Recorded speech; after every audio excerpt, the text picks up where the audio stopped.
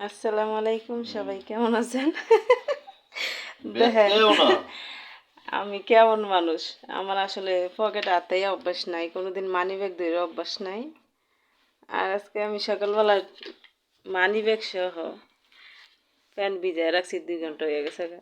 এখন এই আমার জামাই বাজার আনতে যাইব, দেখা যায় টেয়ার মানি ব্যাগ পায় না, পরে আমার কইতেছে প্যান্ট কই, আমি ভিজাই দিছি। পরে হ্যাঁ গিয়া কইতেছে মানি ব্যাগ না ইয়ার পকেটে রইছে। পরে গিয়া দেখেন এটা সব ভিজে গেছে, কারণ আয়রন করতেছে।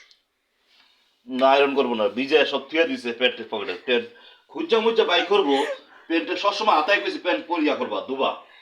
আমার ভাল পকেট লাগে না পকেট সব দেখতে। হাতাবা, হাতাবো আমি না, ভালো আমি লাগে তো না কি মনে করছি হইছে? তুমি রাখা দিছো অন্য হ্যাঁ। জায়গায়। এই যে ওইটা আমার পরনে প্যান্ট, আমি রাখছি ওইটা মানি ব্যাগ খুললা। কি অবস্থা। এই যে কুমার বলা আমি দেখছি, নাহলে আরো থাকলে তো ভিজে একটা অবস্থা খারাপ হইতো, ডলাগুলো শেষ শেষ হইতো।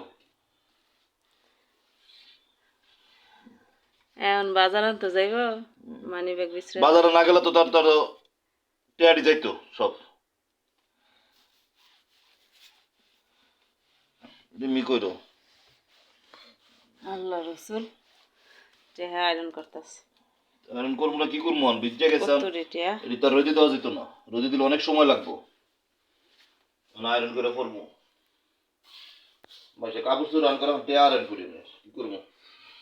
আর আছে দেখো চড়া গেছে। ডলার গুলো আয়রন করে লই, আগে ডলারটি ঠিক করে। জিরা লিজা গেলে যান। এই যে মানি ব্যাগ সুবার সুবার তো মানে বেগান রোদে দিয়ে রাখো না, আঁকা বাটা বাই করতো। আর ওই না, কাগজ আকাম আমার কাছে আমারটা। আমারটা